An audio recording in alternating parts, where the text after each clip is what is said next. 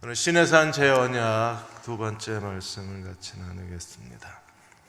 미국 정부가 김정은 노동당 위원장을 이번에 인권 범죄자 명단에 김정은 이름을 올렸습니다. 북한에서 김정은은 최고 존엄자인데 그 이름이 범죄자 명단에 올라감으로 인해서 북한이 그 체제 특성상 이 일을 용납할 수가 없고 이 일에 대해서 극렬한 반발이 있을 것을 예상을 했는데 벌써 성명을 발표하기 시작을 했습니다. 남광규 고려대 교수께서는 이 인권 범죄자 이름에 미국 정부가 그 리스트에 명단을 올린 것으로 인해서 이제 미국과 북한의 그 관계가 갈등이 증폭이 되고 아주 격렬한 공격이 예상이 된다고 했습니다. 북한은 각종 매체를 동원해서 미국을 비난하기 시작할 거고 핵실험에 대해서 더 위협을 하게 될 거고 장거리 미사일을 쏘아대면서 군사적 도발을 하면서 극단적인 반응을 보일 수밖에 없다고 했습니다.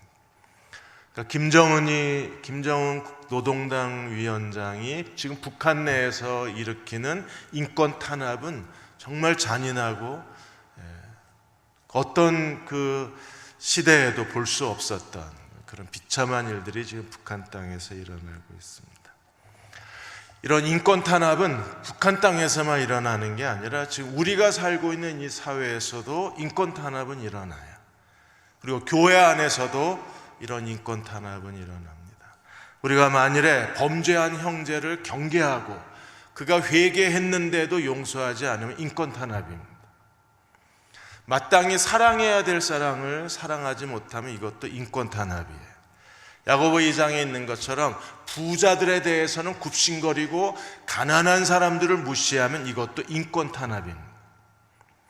어쩌면 그리스도인들도 전부 이 인권 탄압 범죄자 명단에 이름이 올라가야 될지도 모릅니다. 34장에서 하나님께서 모세에게 율법과 성막에 대해서 자세히 지시한 다음에 이제 35장부터 성막이 건축되는데 중간에 금송아지 사건이 터져요. 이 금송아지 사건을 계기로 해서 하나님이 이스라엘 백성과 언약을 다시 맺으셨는데, 그래서 오늘 34장에 언약이라는 말이 계속 반복돼서 나와요. 10절에 내가 언약을 너희와 세운다. 그리고 27절에 너와 이스라엘과 언약을 세웠다. 너희가 가나안 땅에 들어가면 가나안 민족과 언약을 세우지 마라. 그래서 12절에 언약을 세우지 말라, 15절에 언약을 세우지 말라, 28절에 언약의 말씀을 하나님이 돌판에 기록을 해 놓으셨어요. 그럼 하나님이 시내산에서 성막 모형이 나오고 성막 건축하는 중간에 금송아지 숭배 사건이 일어난 이 엄청난 비극 가운데 하나님이 이스라엘과 맺으신 언약의 내용이 뭐예요? 용서의 언약입니다. 하나님께서 이스라엘과 계속 동행하시려면 이스라엘은 목이 곧은 백성이기 때문에 하나님께 범죄하고 하나님을 거역하고 우상 숭배할 수밖에 없어요. 거룩하신 하나님이, 공의로우신 하나님이 그 목이 곧은 백성과 동행할 수가 없습니다. 그래서 용서의 언약을 세우시고 그들과 더불어 동행하시겠다고 말씀하신 거예요. 그래서 34장 9절에 내가 주께 은총을 입었거든 원하건대 주는 우리와 동행하여 주옵소서. 우리는 어떤 사람입니까? 이는 목이 뻣뻣한 백성이니. 목이 뻣뻣한 인간과 하나님이 동행하시려면 하나님은 어떻게 하셔야 돼요?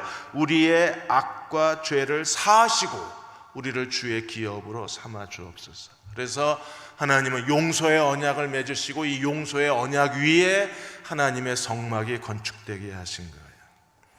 그러므로 그리스도를 따르는 사람들은요, 이 용서의 언약을 가지고 주님을 섬기는 사람이 되어야, 그래야 우리가 하나님이 우리를 위해서 예배해 놓으신 가나안 땅 약속의 기업, 우리를 통해서 하나님이 하시고자 하신 하나님의 사역을 감당할 수 있는 사람이 될 수 있어요. 그러니까 진정한 영성은 용서의 언약 안에 들어가는 겁니다. 누가복음 6장 36절에 38절까지 예수께서 하나님과 사람의 관계 법칙에 대해서 이렇게 설명을 하셨어요. 너희 아버지의 자비로우신가 같이 너희도 자비로운 사람이 되라. 우리는 34장에서 하나님이 모세에게 하신 말씀이 무엇이었어요? 34장 6절에 하나님은 자비롭고 은혜로우시며 노하기를 더디하시고 인자와 진리가 많으신 분. 하늘에 계신 너희 아버지가 자비로운 것처럼 너희도 자비로운 사람이 되라. 어떻게 해야 되나요? 비판하지 말라. 그러면 비판을 받지 않을 것이요. 정죄하지 말라. 그러면 너희가 정죄를 받지 않을 것이요. 하지 말라. 그러면 받을 것이요. 우리가 사람에 대한 태도가 하나님이 우리를 대하시는 태도를 결정하는 거예요. 이거 정말 무섭지 않습니까? 내가 사람을 대하는 태도가 하나님이 나를 쳐다보시는 얼굴 표정을 결정하는 거예요. 비판하지 않아야 하나님이 우리를 비판하지 않습니다. 우리가 정죄하지 않아야 정죄를 받지 않습니다. 우리가 용서해야, 그래야 너희가 용서를 받을 것이요. 그리고 너희가 주라. 우리가 다른 사람들에게 나누어 주고 베풀어 주어야 주라. 그리하면 너희에게 줄 것이니 하나님 어떻게 주십니까? 후히되어 누르고 흔들어 넘치도록 하여 너희에게 안겨주리라. 너희가 줘야 하나님도 너희에게 주신다는 것. 우리가 사람들에게 갖는 태도가 하나님이 나를 대하는 태도를 규정하고 만들어내는 거예요. 그리고 계속해서 예수님 뭐라고 말씀하셔요? 너희가 헤아리는 그 헤아림으로 헤아림을 도로받는다 그랬어요. 비판은 비판으로, 정죄는 정죄로, 용서는 용서로, 헤아림은 헤아림으로, 그리고 주면 하나님도 주신다는 겁니다. 그러므로 우리는 하나님의 그 자비하신 하나님이 자비하신 것처럼 우리도 자비로 행해야 돼요. 그 용서의 언약 안에 사는 사람들이 신령한 사람들이요, 그들이 그리스도의 참된 제자요, 성령 안에서 동행하는 사람들이 되는 거예요. 오늘 10절에서 28절까지 지난주 수요일 날 9절까지 봤는데 오늘은 10절 이후에 28절까지 시내산 제언약에 대해서 다시 생각해 보겠습니다. 먼저 10절에 보시면 여호와께서 이르시되 내가 언약을 세우리니, 하나님이 언약을 세우셨는데 내가 아직 온 땅 어떤 국민에게도 행하지 아니한 이적을 너희 전체 백성 앞에서 행한다 그랬어요. 하나님이 행한다는 말이 하나님이 천지를 창조하셨다는 창조의 단어하고 행한다는 단어가 똑같은 단어입니다. 하나님이 이제 너희에게 새로운 창조의 역사, 하나님이 이전에 어떤 민족도 어떤 시대의 국민들도 경험하지 못한 하나님의 능력과 하나님의 기적과 하나님의 그 능하심을 너희가 체험하게 될 것이라고 말씀하셨어요. 너희 전체 백성 앞에서 행할 것이라. 내가 머무는 나라 백성이 다 여호와의 행하심을 보리라. 어떤 행하심이요? 하나님이 너희를 위하여 행하시는 것을 보리라. 그래서 하나님이 어떻게 하셨나요? 시온과 옥에게 행하신 일, 요단강을 건너게 하신 일, 여호수아와 더불어 가나안을 정복하시는 데 있어서 하나님은 정말 놀랄만한 일을 행하셨잖아요. 해와 달을 머물게 하시고 우박으로 맞아 죽은 사람이 칼에 맞아 죽은 사람보다 더 많고, 여호수아가 어디로 가든지 다 이기게 하시는, 어떤 민족도 경험하지 못한 하나님의 이적, 하나님의 창조의 능력을 경험하게 하셨어요. 그런 놀랄만한 하나님의 능력을 경험할 수 있었던 그 통로가 뭐예요? 내가 너희와 언약을 맺는다는 것. 우리도 용서의 언약 안에 들어가면 하나님은 우리에게 하나님이 행하시는 놀라운 일들을 보여주시게 될 것이고, 하나님의 목적하신 바를 이루시고 우리를 통해서 하나님이 성취하고자 하신 하나님의 계획을 완성시켜 놓으실 수 있어요. 용서의 언약 안에 들어오십시오. 그래야 우리의 미래가 있어요. 용서의 언약 안에 들어오십시오. 그래야 하나님이 우리에게 새로운 일을 행하실 것입니다. 용서의 언약 안에 들어오십시오. 그래야 하나님이 우리에게 가지고 계신 그분의 계획이, 나를 통해서 이루고자 하시는 하나님의 계획이 성취될 수 있는 거예요. 우리가 서로를 용서할 수 있다면 우리는 하나님의 능력과 매일의 삶을 동행할 수 있는 거예요. 20만 원 우화가 있습니다. 어느 마을이 관광으로 먹고 사는 마을이 있는데 불경기가 돼서 관광객이 오질 않는 거예요. 그러는 가운데 마을 사람들이 서로에게 많은 빚을 졌습니다. 빚을 졌는데 20만 원 빚을 졌어요. 어느 날 여행자 한 사람이 와서 민박집 모텔에 들어갔습니다. 그리고 방을 하나 얻고 그리고 며칠 있겠다 그러고 20만 원을 내놨어요. 그러자 민박집 주인이 그 20만 원, 펜션 주인이 20만 원을 가지고 얼른 그 정육점에 가서 빚진 거 20만 원을 갚았습니다. 정육점 주인도 그 돈을 가지고 세탁소에 가서 빚진 돈 20만 원을 갚았어요. 세탁소 주인은 식당에 가서 레스토랑 주인에게 20만 원을 갚았습니다. 레스토랑 주인은 민박집 주인에게 20만 원 빚을 졌어요. 그래서 얼른 민박집에 와서 20만 원을 돌려줬습니다. 그런데 펜션에 머물던 여행자가 갑자기 일정이 바뀌었다 그러고 미안하다 그러면서 20만 원을 돌려달라 그랬어요. 그래서 그 20만 원을 가지고 여행자가 갔습니다. 여러분, 돈 쓴 사람은 아무도 없고 돈 때문에 손해받은 사람도 아무도 없어요. 전부 20만 원을 다 갚았는데 20만 원은 없는 거예요. 용서라는 게요, 우리가 서로를 용서하면 아무도 빚진 사람이 없어요. 아무도 손해본 사람도 없어요. 하나님의 그 용서 안에 우리가 서로를 용서하고 하나님의 용서 안으로 걸어 들어가면 그야말로 지성소의 휘장이 갈라지고 우리는 서로가 빚진 것을 다 갚을 수 있어요. 어떤 사람에게 어떤 빚을 져도 우리가 진정으로 마음으로 용서하면 서로의 빚진 걸 다 갚을 수 있는 거예요. 그 마을에는 이제 빚진 사람 아무도 없습니다. 우리가 용서하면 더 이상 어떤 빚도 지지를 않는 거예요. 그러면 하나님의 언약의 두 가지 축이, 두 가지 기둥이 무엇인가? 하나는 우상 숭배하지 말라, 하나는 하나님의 절기를 지키라는 거예요. 그래서 11절에 17절까지는 우상 숭배하지 말라. 하나님이 약속하셨어요. 11절에 너는 오늘 내가 내게 명하는 것을 삼가 지키라. 보라, 내가 내 앞에서 아모리 사람, 가나안 사람, 헷 사람, 브릿 사람, 히윗 사람, 여붓 사람, 가나안 7 족속을 반드시 내가 쫓아내리라. 하나님의 약속이잖아요. 그러면 하나님이 그 가나안 7 족속을 쫓아내실 때 우리가 삼가해야 될 게 두 가지가 있는 거예요. 첫째는요, 12절에 보시면 너희는 스스로 삼가 내가 들어가는 땅에 가나안 주민과 언약을 맺지 말라. 그것이 너희에게 올무가 되리라. 그들과 언약을 맺지 말고 도리어 어떻게 해야 돼요? 13절에 보시면 제단을 헐고 주상을 깨트리고 그들의 아세르상을 다 찍어버리라.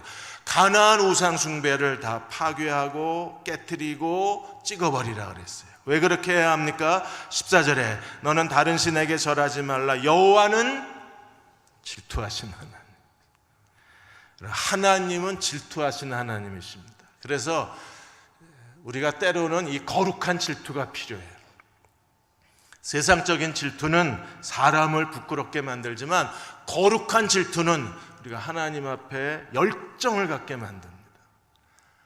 이스라엘 백성이 그 골리앗이 엘라 골짜기에 40주야 모습을 드러내고 하나님의 이름을 더럽혔을 때 아무도 하나님을 질투하지 않는 거예요. 다 골리앗만 나타나면 다 굴에 숨고 바위 뒤에 숨고 다 숨어버려요. 착상 밑에 가서 숨어버려요. 다윗은요, 하나님의 이름이 모욕당하는 것에 대한 거룩한 분노가 있잖아요. 그래서 네가 모욕하는 만군의 여호와의 이름으로 내게 나아가노라. 골리앗을 쓰러뜨리고 이스라엘에 큰 구원을 가져다 주었어요. 우리가 우상 숭배하면 하나님이 우리를 질투하신다 그랬어요. 여자의 질투도 무서운데 여자가 한을 품으면 5월에도 진짜 소리가 내리잖아요. 하나님이 질투하신다 그랬어요. 그러니까 하나님이 질투하시기까지 우리를 사랑하기 때문에 너희는 첫 번째 삼가하라가 가나안 족속과 언약을 맺고 그들의 우상 숭배의 죄에 빠지지 말라고 말씀하셨어요. 두 번째, 너희는 삼가하라. 15절에 너는 삼가 그 땅 주민과 언약을 맺지 말라. 12절에 스스로 삼가 언약을 맺지 말라. 15절에 너희는 스스로 삼가 그 땅 주민과 언약을 맺지 말라. 그들과 언약을 맺으면 어떤 일이 벌어져요? 그들과 가까이 지내면, 가까이 교제하면 그들이 우상의 자리에 우리를 초대하게 됐을 때 이 초대를 거절하지 못하면 우상의 자리에 참여하게 되는 거예요. 그래서 15절에 너는 그 땅 주민과 언약을 세우지 말라. 이는 그들이 모든 신을 음란하게 섬기고 그들의 신에게 제물을 드리고 너를 초대하면, 저같이 이 거절 결핍증 환자는 일단 친했는데 나를 초대하면 전 거절을 못해요. 그러니까 이스라엘 백성도 언약을 맺고 같이 친밀한 교제를 나누면 분명히 그들은 우상의 제물을 드리고 그들의 신을 음란하게 우상을 섬기는 그들의 초청의 자리를 거절을 못할 거예요. 그러면 어떤 일이 벌어져요? 너를 청하면 네가 그 제물을 먹을까 함이라. 이게 첫 번째 두려운 거고, 또 하나, 언약을 맺고 나면 서로 아들, 딸을 주고받잖아요. 여기는 지금 아들을 가나안 주민들에게, 그 가나안 딸들을 아내로 삼는 경우만 나왔어요. 왜? 이 경우가 제일 위험하기 때문에. 결국 남자의 인생은 여자가 결정하는 거죠. 그래서 가나안 딸들과 결혼하게 됐을 때 어떤 일이 벌어져? 16절에 그들의 딸들을 내 아들들의 아내를 삼음으로 그들의 딸들이 그들의 신들을 음란하게 섬기며 내 아들들에게 그들의 신들을 음란하게 섬기게 할까 함이라. 그래서 솔로몬도 넘어지고, 그래서 북이스라엘 남유다 우상 숭배하다가 결국에 하나님의 저주와 진노를 받을 수밖에 없었잖아요. 그리고 17절에 그 끝은 뭐예요? 가나안 신상을 부어 만드는 겁니다.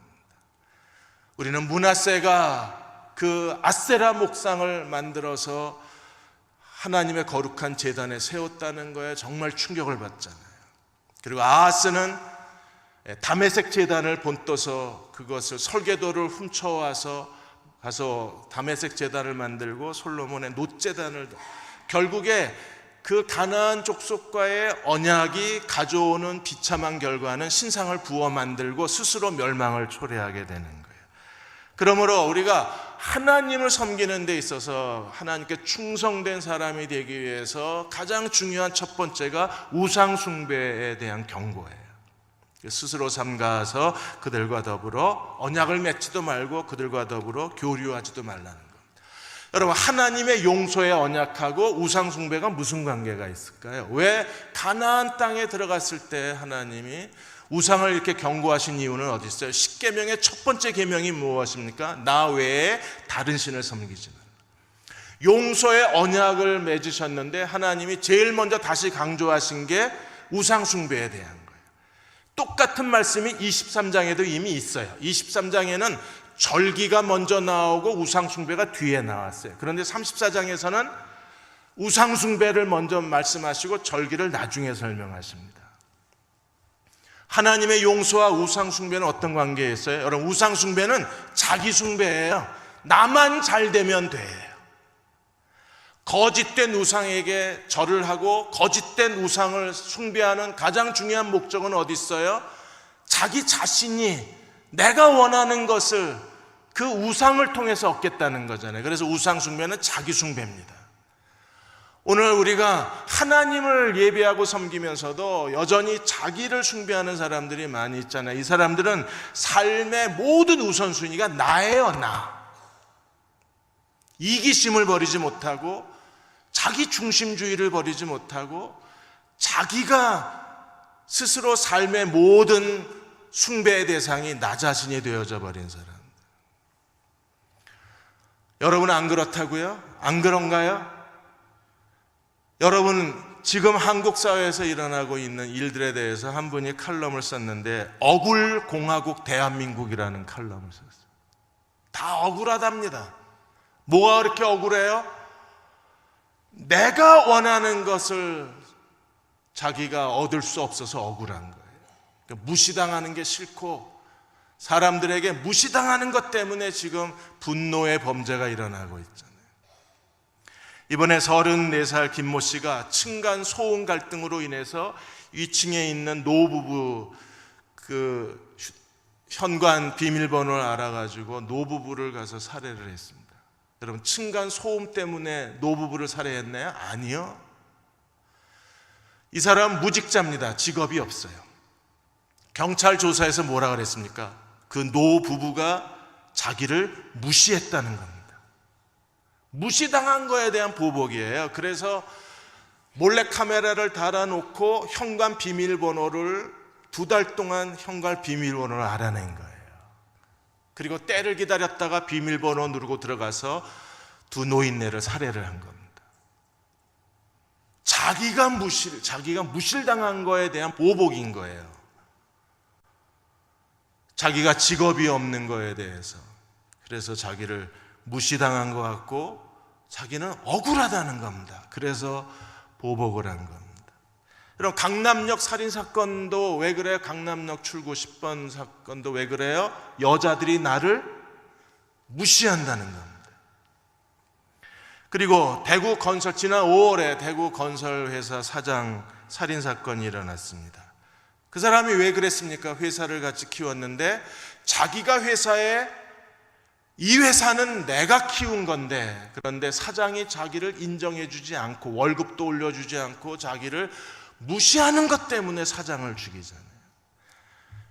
이번에 검사가 자살을 했습니다. 30대 검사가 33살인데 왜 자살을 했어요? 검사장이 자기를 함부로 대한 겁니다. 욕설을 해대고 술시중이나 들고 굴욕감을 들은 거예요. 굴욕감. 그러니까 이게 정말 사람들을 견디기 어려우게 하는 겁니다. 그래서 윤대현 서울대병원 그 강남센터 정신의학과 교수한테 질문을 했어요. 지금 일어나고 있는 이런 일들에 대해서 어떻게 생각하시냐 그랬더니 사람에게 가장 견디기 어려운 감정이 무시당하는 거예요. 네가 왜 날 무시해? 이런 억울한 감정이 결국에 우리 사회에 이런 비극적인 일을 가져온다는 거예요. 그래서 이 억울함이 자기를 향하면 자살을 하고 억울함의 칼끝을 다른 사람에게 향하면 살인을 저지르는 거예요. 그래서 억울함은 우리 사회의 영혼을 갉아먹는 아주 가장 큰 사회적 피해라는 겁니다. 억울닷컴도 생겼어요. 여기 억울닷컴에 들어가면 사람들이 와서 다 자기만 억울하다고 쏟아놓습니다. 나밖에 없어요. 우상숭배는 나밖에 없어요. 모든 관심이 나밖에 없어요. 너는 관심이 없는 거예요. 그러나 하나님의 용서는 나보다는 너예요. 내가 너를 존중해야 하나님이 나를 존중하신다는 겁니다. 너가 없으면 나도 없어요. 이게 하나님의 관계 법칙이잖아요. 비판하지 말라. 그래야 네가 비판 안 받아.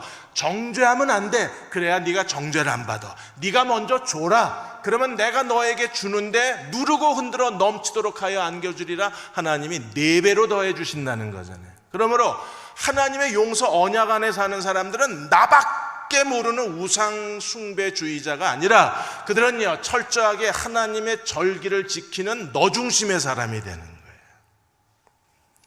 그래서 18절에서 28절까지는 하나님이 3번의 절기를 지키라고 명령하신 이유가 거기서 23절에 너희 모든 남자는 매년 3번씩 주 여호와 이스라엘 하나님 앞에 보일지라 그래서 3번 모든 남자는 의무적으로 1년에 3번 무교절, 유월절과 함께 무교절, 77절, 맥추절과 그 다음에 수장절, 장막절 이걸 1년에 3번 꼭 절기를 지켜요. 다 예루살렘에 모여서 하나님 앞에 자기를 보여드려야 돼요.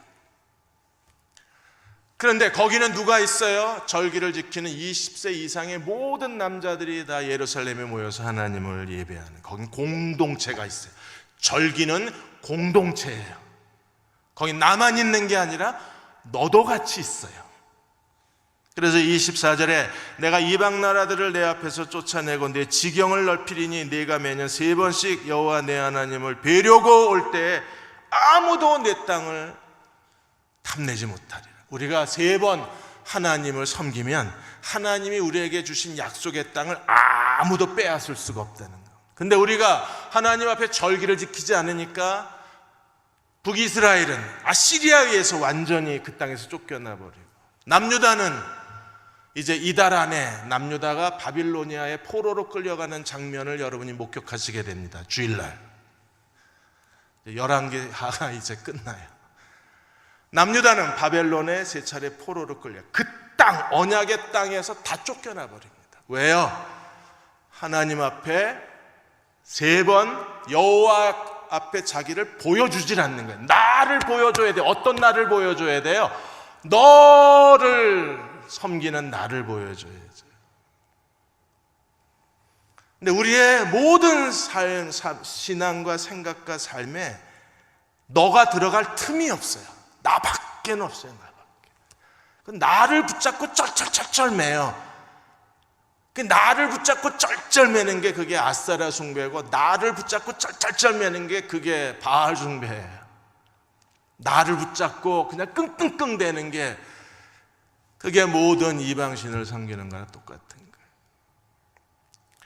사랑하는 여러분, 우리가 하나님 앞에 세 번 절기로 모였을 때 그들은요 20세 이상의 모든 남자는 다 한자리에서 하나님께 같이 보여드려야 돼요.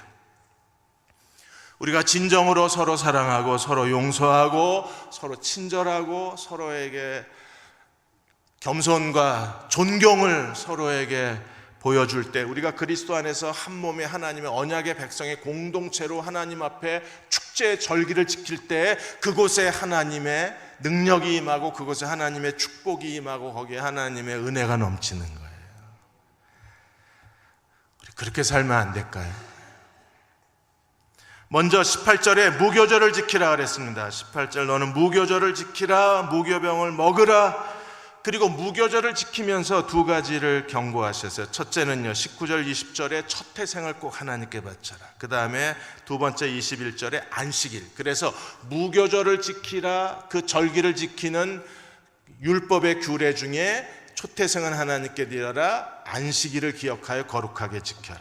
그 다음에 22절에 보시면 77절과 수장절 두 번의 절기를 지키는데, 이 두 번의 절기를 지키면서 25절 26절 다시 두 가지 규례가 나와요.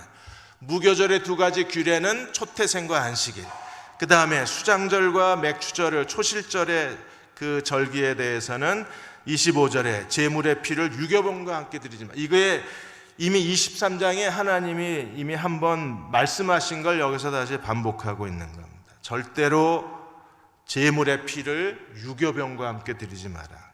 그 다음에 유월절 제물을 아침까지 두지 말라. 그 다음에 26절에 토지에 처음 익은 것을 하나님께 바쳐라. 그리고 염소 새끼를 어미젖으로 삼지 마라.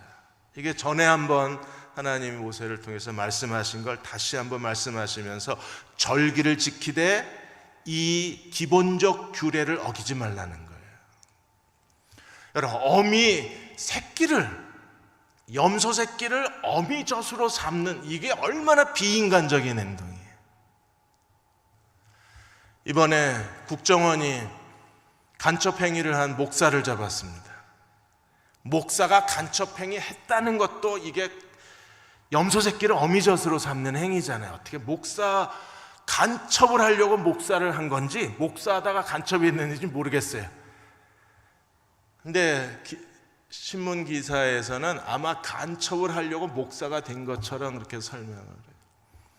목사가 돼서 간첩하는 것도 이게 참 어떻게 목사직을 이용해서 간첩 행위를 해나, 그것도 우리가 상식적으로 불편한데, 더군다나 탈북자를 돕는 탈북 운동가처럼 행세를 하면서 거기서 모든 정보를 북에다가 다 PC방에서 북에다 보낸 거예요.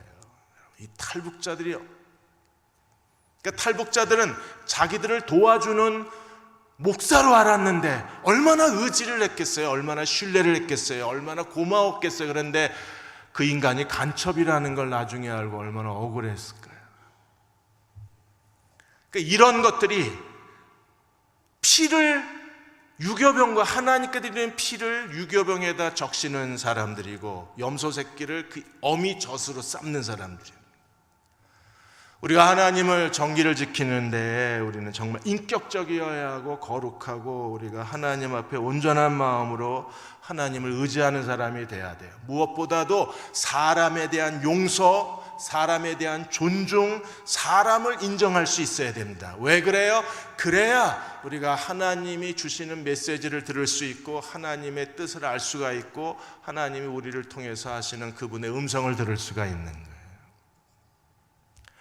미국의 그 네브라스카, 그 오하이오, 그 아이오와, 미주리 이런데 그 공항에 레이더 장치를 한 회사가 만들었는데 이 회사 레이더가 비행기를 한꺼번에 700대를 처리하고 세 대를 300마리 세 대의 노이즈 그 전자파를 이게 비행기가 가는 속도하고 세 대 속도가 다르잖아요. 그러니까 느리게 가는 세 대를 300마리의 세 대를 처리할 수 있는 능력을 가진 레이더입니다.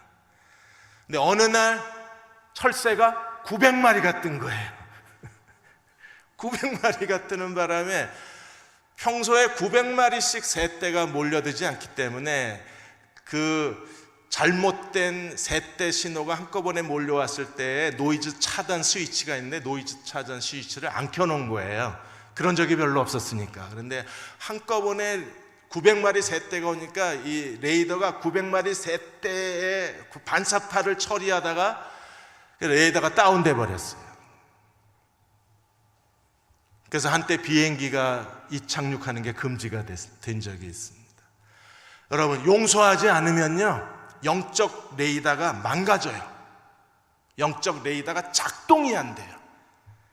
이게 세상 소리인지 하나님의 말씀인지 이게 사탄의 음모인지 하나님의 계획 분별이 안 돼요. 왜? 레이더가 다운이 돼서요. 용서하지 않으면 마음이 좁아지고 마음이 좁아지면 영적 레이더 시스템이 눌려버려요. 기능이 정지가 되는 거예요. 그래서 우리는 서로 용서해야 돼요. 절기를 지키는 그 충만한 기쁨이 너를 통해서 나타나야 되잖아요. 나만 생각하고 웅크리고 있는 게 아니라 하나님 앞에 3번 절기를 지키는 사람들은 항상 사람들을 통해서 기쁨을 얻고 사람들을 섬길 줄 알고 사람들을 용서할 줄 알고 존경할 줄 아는 사람이 되는 거예요. 이렇게 살면 어떻게 될까요? 모세는 어떻게 됐습니까? 하나님이 모세의 그 얼굴에 영광의 빛을 주셔서 29절에 35절까지 보시면 하나님이 모세의 십계명 돌판을 다 기록하고 모세가 40주에 하나님과 같이 있으니까 어떻게 됐어요? 29절에 모세가 증거의 두 판을 모세의 손에 들고 시내산에서 내려오니 산에서 내려올 때 모세가 자기가 여호와와 말하였으므로 말미암아 얼굴 피부에 광채가 나는데 깨닫지 못했어요. 얼굴에 해같이 빛난다. 하나님이 모세의 얼굴에 광채를 주신 이유가 어디 있어요? 첫째는요, 모세를 통해서 전달된 하나님의 말씀이 하나님의 말씀이라는 걸 산 증거로 보여주는 거예요. 여러분도 그런 교회를 다니면 정말 축복받은 사람인 거예요. 하나님이 목사를 통해서 전달되어지는 설교가 하나님이 그 설교를 공증해 주시는 설교. 그러니까 모세는 그 하나님 말씀의 공증을 어떻게 하나님이 표시해 주셨어요? 그 얼굴에 광채로 하나님이 표시해 주셨어요. 오늘 이 시대에도 하나님이 그렇게 해주시면 확실하게 표시가 날 거잖아요. 설교할 때 얼굴에 광채가 나면 진짜, 얼굴에 광채가 안 나면 가짜. 나같이 이렇게 그냥 거무죽죽하고 거칠고 피부가 이렇게 좋지 않고 그냥 설교 표정이 이렇게 어두움, 이건 가짜. 막 물광 피부처럼 그렇게 얼굴에 빛이 나면 이건 진짜. 하나님이 이렇게 다시 하셔야 돼. 출애굽기 34장으로 돌아가서 정말 이렇게 하셔야 돼. 그럼 이만희가 신천지 이만희가 진짜인지 가짜인지 우리 금방 알 거 아니에요. 조경호 저게 진짜인지 가짜인지도 금방 알 거잖아요. 왜 이렇게 안 하십니까? 계시가 완성이 됐어요. 우리에게 이미 하나님 말씀이 주어졌어요. 이제 듣는 사람이 알아요. 저게 진짜인지 가짜인지 설교를 듣다 보면 아, 저게 성령의 가르침으로 우리에게 전달되는 메시지인지 아니면 사람의 지혜로 해석된 메시지인지를 듣는 사람은 알아요. 진리의 영이 그 안에 있는 사람은 알고 진리의 영이 없는 사람은 모르고, 성령이 우리 안에 계시면 우리는 그 설교자 얼굴에 빛이 나는 게 아니라 설교를 들으면서 마음에 하나님의 빛이 쏟아져 들어와요. 그래서 시편 80편 7절에 다윗이 하나님 앞에 이렇게 기도했습니다. 만군의 하나님이여 우리를 보호하시고 우리를 회복하여 주시고 주의 얼굴에 광채를 비추사 우리가 구원을 얻게 해 주옵소서. 하나님 말씀을 듣는 가운데 하나님의 광채가 내 마음에 비춰요. 그래서 말씀을 깨닫고 말씀을 알고 그 말씀의 지시를 받고 이렇게 해야 되겠구나 결단을 내리고 하나님 앞에 순종하면 하나님께서 우리에게 구원을 베풀어 주시는 거예요. 두 번째, 하나님 모세의 얼굴에 광채를 주신 것은요, 하나님 말씀이 우리에게 무엇을 가져주는가를 보여주는 겁니다. 하나님 말씀은요, 모세의 얼굴에 광채처럼 우리에게 구원의 빛을 주고 생명을 주고 활력을 더하여 주는 거예요. 그래서 민수기 6장에서 하나님이 대제사장 아론에게 이렇게 백성을 축복하라고 하는 축복의 기도문이 전부 하나님의 광채를 중심으로 한 축복의 기도문이잖아요. 6장 24절에서 26절까지 여호와는 내게 복을 주시고 너를 지키시기 원하며 여호와는 그 얼굴을 내게 비추사 은혜 베푸시기 원하고, 하나님의 얼굴을 비추셔야 우리가 은혜를 받아요. 그 다음에 여호와는 그 얼굴을 내게로 향하여 드사 평강 주시길 원하노라. 그래서 하나님은 내게 복을 주시고 너를 지켜주시고 얼굴의 광채로 인하여 은혜를 주시고 그 얼굴 빛으로 인하여 평강을 주시고, 이게 대제사장의 백성을 위한 축복의 기도문이 되는 거예요. 여러분이 설교를 들을 때 하나님의 얼굴의 빛이 우리 속에 들어와야 은혜가 넘치고, 하나님의 얼굴 빛이 비쳐야 내 마음에 평안이 넘쳐요. 예배 드리러 오기 전에, 기도하러 오기 전에는 마음이 우울하고 답답하고 정말 좌절이 됐는데 찬양하고 기도하고 말씀을 듣고 하나님을 예배하다가 갑자기 하나님의 얼굴에 광채가 쏟아져 들어오면 마음에 평안이 넘치고 은혜가 넘치고 하나님께서 나를 지켜주실 걸 확신하고 돌아가게 되니까 집에 가보니까 이미 문제가 다 해결된 경우도 많이 있잖아요. 그래서 얼굴의 광채는 모세에게만 일어난 특별한 경우가 아니라 하나님은 오늘 우리 모두에게 하나님이 동일하게 주시는 하나님의 은혜여야만 돼요. 모세가 다시 영광의 광채를 가지고 돌아왔을 때 백성들은 안심했을 겁니다. 왜요? 이제 하나님과 교제가 회복이 된 거예요. 여호와의 영광이 다시 백성에게 돌아왔습니다. 그리고 모세의 얼굴의 광채가 나중에 어디로 옮겨져 가요? 하나님의 성막을 짓고 난 뒤에 하나님의 성막 위에서 영광의 광채가 빛났어요. 그리고 그 광채를 통해서 이스라엘 백성은 하나님과 하나님이 자기와 함께 계시다는 걸 확신할 수 있었어요. 오늘 교회도 하나님의 영광이 비치는 교회여야 돼요. 우리가 예배 드릴 때 하나님의 영광이 비쳐야지, 이가봇 하나님의 영광이 떠나버린 교회가 되면 그건 죽은 교회예요. 그런 교회는 다니실 필요 없어요. 하나님의 영광이 비치는 교회를 다녀야 돼요. 우리가 지금 온 힘을 다 기울이는 이유는 하나님, 우리가 예배 드릴 때 하나님 영광이 임하게 해 주옵소서. 그게 우리의 기도예요. 오늘 함께 찬양하고 기도할 때 하나님이 모세의 하나님과 같이 있었기 때문에 모세의 얼굴에 광채가 빛났잖아요. 그처럼 우리가 하나님을 예배하고 찬양하고 기도할 때 우리 마음에 하나님의 영광의 광채가 비치고, 여러분이 하나님 말씀을 들을 때 성경을 펼 때마다 하나님과 더불어 대화를 나누고, 하나님과 대화를 나누고 백성에게 돌아왔을 때 모세는 얼굴을 가리워야 됐어요. 너무 얼굴이 빛나서. 그리고 다시 하나님께로 가면 수건을 벗고 다시 돌아오면 수건을 쓰고. 그래서 이걸 고린도 후서 3장 16절 18절까지 모세는 이 과정을 어떻게 비유로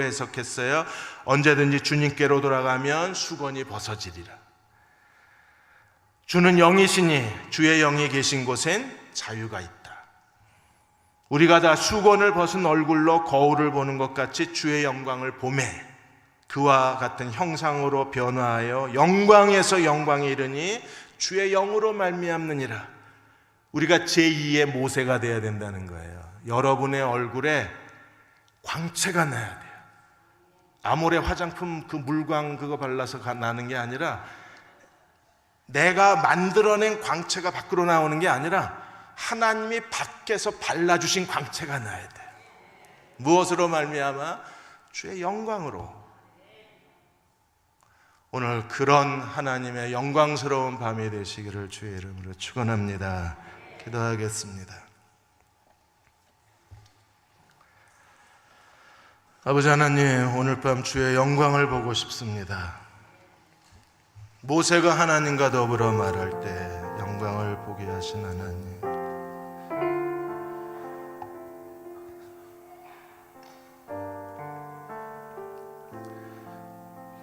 우린 정말 그렇게 하나님 예배하고 싶습니다.